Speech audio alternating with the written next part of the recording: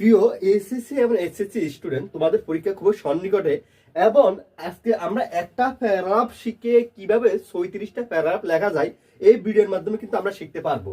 তো তোমরা দেখো এখানে তোমাদের সবচেয়ে কমন যে প্যারাগ্রাফ গুলো আছে এগুলো 100% 36টা প্যারাগ্রাফের মধ্যে একটা প্যারাগ্রাফ আসবে। আর আমরা শুধুমাত্র একটা প্যারাগ্রাফ শিখলে আমরা যে কোনো এখান থেকে যে কোনো 36টা প্যারাগ্রাফ আমরা কিন্তু লিখতে পারবো। আমি আমার সুবিধার্থে এখানে 36টা প্যারাগ্রাফ লেখা সম্ভব না স্ক্রিনে বোর্ডে, এই কারণে এখানে সবগুলো লিখে নেই। এখানে 1 থেকে 36টা আমি তোমাদের স্ক্রিনে দিয়ে দিব, তোমরা এখান থেকে দেখতে পারবা।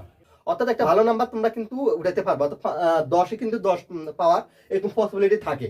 গুড সাইড এবং ব্যাড সাইড এটা তোমাদের ভালো যারা ওরা শিখতে হবে, যারা তোমরা পাস করতে যাচ্ছ তারা একটা শিখে যাইতে পারো, যা তোমাদের জন্য অনেক ভালো রেজাল্ট করতে তোমাদের সহযোগিতা করবে। এবং যারা ফার্স্ট নাম্বার উঠাতে যাচ্ছ তাদেরকে পাস করার ক্ষেত্রেও এটা অনেক বেশি হেল্প করবে। আর তোমরা মনে রাখবা, ফ্রি হ্যান্ডিং রাইটিং লেখার জন্য তোমাদেরকে দুটা জিনিস ভালোভাবে জানা লাগবে। একটা হচ্ছে প্রচুর পরিমাণ তোমরা ভোকাবুলারি শিখতে হবে, এগুলো কাজে লাগাতে হবে। এবং প্রচুর পরিমাণে হচ্ছে তোমরা ফ্রেজেস প্র্যাকটিস করা।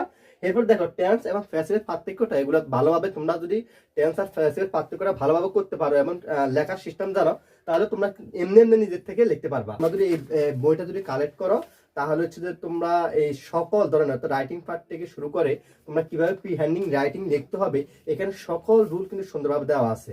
তোমরা 1-2 সপ্তাহ পড়লে ইনশাল্লাহ ইংলিশে কিনা বস হয়ে যাবা নিঃসন্দেহে। নেমের জায়গাটা তোমরা ওই যে প্রবলেম প্যারাগ্রাফটা তোমাদের যেটা পরীক্ষা আসবে ওইটা তোমরা এখানে বসাই দিবে। তো প্রথম আমি লাইনটা হচ্ছে প্রথম দেখো, it is great and harmful problem. এটা একটা কি একটা মারাত্মক এবং এটা খারাপ সমস্যা। ঠিক আছে, এখানে বাংলা আছে, বাংলা আমি এখানে দিয়ে দিয়েছি, তোমরা বাংলাটা মিলে নিতে পারো। এরপর দেখো এটা টেন্স প্রেজেন্ট ইনডেফিনিট টেন্সের প্রথম লাইনটা করা আছে। এবার টেন্স আর প্যাসিভটা ভাই তোমরা যদি ফ্রি হ্যান্ডিং রাইটিং নিজে নিজে লিখতে পারো, ভোকাবুলারিটা ভালোভাবে শিখো। আর হচ্ছে যে তোমরা টেন্স আর প্যাসিভের ব্যবহারটা যদি পারো ইনশাল্লাহ তোমাকে কেউ কিন্তু আটকাতে পারবে না। তো এরপর দেখো it is increasing day by day. এটা হচ্ছে তোমার হচ্ছে প্রেজেন্ট কন্টিনিউয়াস টেন্স, যার অর্থ হচ্ছে যে কি এটা দিন দিন বৃদ্ধি পাচ্ছে, ডে বাই ডে, অর্থাৎ এটা দিন দিন এটা কি হচ্ছে বৃদ্ধি পাচ্ছে। The happy and the carefree life is hamper for this. এটা কি হচ্ছে যে তোমার এটা দেখো এটা প্যাসিভ করা আছে, ইজ এর পরে ভার্ব বি3 আছে, এটা প্যাসিভ করা আছে। কেন এটা দেখো, এটা হচ্ছে তোমার আমাদের তোমাদের কি সুখী এবং আমাদের যে কিনা স্বাস্থ্যবান বা যত্নবান যে জীবনটা আছে এটা আমাদের জন্য বাধা সৃষ্টি করে বা এটা আমাদের বাধার কারণ হয়ে দাঁড়িয়েছে। ইট ইজ নট অনলি, এখানে মনে রাখবে নট অনলি যখন থাকবে তখন নট অনলি শুধু এটা না, ওটাও নট অনলি অর্থাৎ শুধু আর বাট অলসো হচ্ছে ওটাও, মানে শুধু এটা না, শুধু আমি মাংস খাই না আমি মাছও খাই, হ্যাঁ শুধু আমি এটা করি না আমি ওটাও করি, এরকম অর্থ হচ্ছে নট অনলি বাট অলসোটা ব্যবহার করা হয়। It is not only common matter for our country, শুধু এটা আমাদের দেশের জন্য একটা কমন ম্যাটার না, একটা কমন সমস্যা না, বাট অলসো এছাড়াও শুধু এটা আমাদের দেশের জন্য, ফর আদার কান্ট্রি অন্য দেশের জন্য এটা একটা মারাত্মক সমস্যা। ঠিক আছে, দেয়ার আর মনে রাখবে কোনো কিছু আছে বোঝাতে, যেটা তোমার আছে বোঝাতে কোনো কিছু আছে বোঝাতে তুমি দেয়ার ব্যবহার করা হয়, যেখানে কোনো ব্যক্তি থাকে না। এখানে আমাদের ভিডিও আছে, এগুলো সবগুলো একটা তোমার রাইটিং পার্টটা কিভাবে ভালো করা যায় এখানে আমি যে ভিডিওগুলো তোমাদেরকে প্রোভাইড করেছি এগুলো যদি তোমরা দেখো ইনশাল্লাহ রাইটিং পার্টে তোমাদের কোনো ঝামেলা থাকার কোনো কথাই না। তোমরা একটু ভিডিওগুলো দেখবে আর হাতে কলমে নোট করবা। দেয়ার আর সাম কেস বিহাইন্ড দিস, এটার পিছনে ভাই অনেক কারণ আছে। The unawareness of the people, দেখো এখানে অফের ব্যবহার আছে, হ্যাঁ। তো এগুলো হচ্ছে দেখো এই যে কিভাবে হয়, কিভাবে কিনা তোমার হচ্ছে ফার্স্ট অফ স্পিচগুলো লিখতে হয়, নাউন কোথায় বসে, অ্যাডজেক্টিভ কোথায় বসে, এগুলো তোমার কিন্তু অনেকগুলো আমি ভিডিও দিয়েছি। ওই ভিডিওটা তোমরা যদি দেখে নাও ইনশাল্লাহ তোমরা ইংলিশে অনেক ভালো করতে পারবা। ওই ভিডিও বেসিক আমি যেগুলো দিয়েছি তোমার যে ইউটিউব চ্যানেল যেগুলো প্রোভাইড করেছি এগুলো সব তোমার বেসিক ভিডিও, ওগুলো তোমার প্রতিটা ভিডিও তোমাদেরকে দেখা উচিত। দেখো the unawareness of the people, মানুষের অফের ব্যবহার আছে, অফের ব্যবহার পিছন থেকে অর্থ হয়। আর ইংলিশের অর্থটা মনে রাখবা, যখন তুমি বাংলা করতে যাবে অবশ্যই এটা পিছন থেকে অর্থ করবে।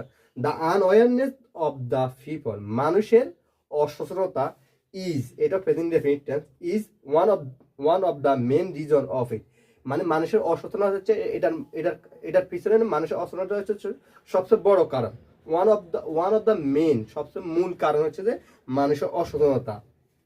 ডে বাই ডে, দিনের পর দিন, ইট ইজ গোয়িং আউট একটা ফ্রেজ, গোয়িং আউট হচ্ছে বাইরে যাওয়া, it is going out of our control, এটা আমাদের কন্ট্রোলের বাইরে, দিন দিন এটা আমাদের কি কন্ট্রোলের বাইরে চলে যাচ্ছে। হুইচ দ্বারা বোঝাচ্ছে কোনটি, আমাদের যে প্রবলেমটা আছে ওই প্রবলেমটাকে বোঝাচ্ছে, যেটি ইজ ভেরি অ্যালার্মিং, যেটা আমাদের জন্য খুবই মানে আতঙ্কিত, আমাদের জন্য খুবই বিপদগ্রস্ত। We cannot imagine our face and happy life because of this problem.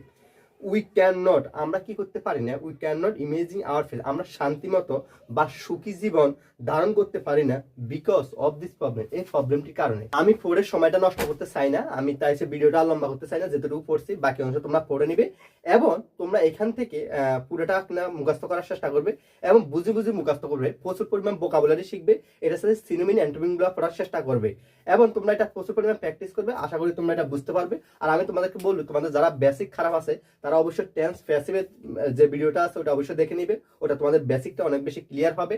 আর এরপরে হচ্ছে তোমাদের বেসিকের জন্য তোমাদের যারা বেসিক খারাপ, তোমরা অবশ্যই টেন্স প্যাসিভের ইয়েটা পারতে হবে। তারপর দেয়ারের ব্যবহার তোমাদেরকে জানতে হবে, মোরাল ভার্বের টেন্স এবং প্যাসিভটা তোমাদের ভালোভাবে শিখতে হবে। এরপরে হচ্ছে অপের ব্যবহারটা তোমাদেরকে বুঝতে হবে। এগুলো যদি পারো তাহলে মানে ধরো ইংলিশের বেসিক আর কিছু নেই, এগুলো পারলে ইংলিশ তুমি এমনি এমনি পারবা। যেরকম তুমি ফ্যাসিস পড়ে অর্থ বুঝতে পারবা, ফ্যাসিস বলতে পারবা, লিখতে পারবা, সকল কিন্তু ইংলিশের সকল কিছু তোমাদের জন্য কিন্তু সহজ হয়ে যাবে। তবে তোমাদের সবচেয়ে স্ট্রং জিনিস হচ্ছে ইংলিশের বাই ভোকাবুলারি। যত পরিমাণ তুমি ভোকাবুলারি পারবা, তোমার ইংলিশের শক্তি তত বেশি শক্তি হবে বেশি, তুমি তত বেশি তুমি সাহসের সাথে সামনে দিকে। ভিডিওর শেষ প্রান্তে তোমাদেরকে বলবো, তোমরা যে 36 যে একটা প্যারাগ্রাফ শিখবে, এখানে কিন্তু সকল প্যারাগ্রাফের জন্য কিন্তু একটা প্যারাগ্রাফ লেখা হয়েছে। এই কারণে তোমরা স্পেসিফিক ভাবে যখন তোমরা ফুল মার্ক উঠাতে চাও, অর্থাৎ 10-এ 10 যদি পাইতে চাও, তাহলে এই যে লোডশেডিং সম্পর্কে 1-2টা তোমরা নিজের থেকে লিখবা। যদি ট্রাফিক জ্যাম আসে, ট্রাফিক জ্যাম সম্পর্কে 1-2টা নিজের থেকে লিখবা। প্রথম লাইন কি লিখবা, প্রথমে এটা বলতে কি বুঝাই, আর শেষে কিছু নিজের থেকে, নিজের ফ্রি হ্যান্ডিং রাইটিং থেকে যদি লিখতে পারো, তাহলে ভাই তুমি 10-এ 10 উঠানো কোনো ব্যাপার না। তারা হচ্ছে যে বেসিকের জন্য যারা এই বইটা তোমরা ফলো করতে পারো, এখানে সকল ধরনের বেসিক কমপ্লিট বেসিকটা আলোচনা করা হয়েছে। এই বইটা যারা নিয়েছো, পারচেস করছো, তাদেরকে অনেক অসংখ্য ধন্যবাদ। আর যারা পারচেস করো নাই, তাদের যদি প্রয়োজন হয়, যে প্রয়োজন মনে করো আমাকে ইংলিশ শিখতে হবে, ভবিষ্যতে আমাকে অনেক দূরে যাইতে হবে এবং আমার জন্য লাইফের আমাকে আমার পায়ে আমাকে দাঁড়াতে হবে, তাহলে এই বইটা তোমরা পারচেস করবা। তোমাদের যাদের মনে হয় যে এটা পারচেস করা প্রয়োজন, তাদের পারচেস করবা। আমি নাম্বারটা দিয়ে দিব, ডেসক্রিপশন বক্সে তোমরা সব কমেন্ট করবা যে তোমাদের জন্য আর কি ধরনের ভিডিও করলে তোমাদের জন্য মঙ্গলকর হবে বা তোমাদের পরীক্ষার জন্য সহজ হবে, তোমরা জানাবা অবশ্যই। আর এরপরে যে এখানে আমি আজকে হচ্ছে যে তোমাদের প্যারাগ্রাফ যে প্রবলেম প্যারাগ্রাফ একটা দিলাম, এরপরে হচ্ছে যে অন্য তোমাদের গ্রামার টপিকস, এবার রাইটিং পার্টের অন্য কোনো একটা ভিডিও নিয়ে হাজির হবো ইনশাল্লাহ। এই পর্যন্ত তোমরা ভালো থাকিও, পরবর্তী কোনো ভিডিওতে তোমাদের সাথে দেখা হবে।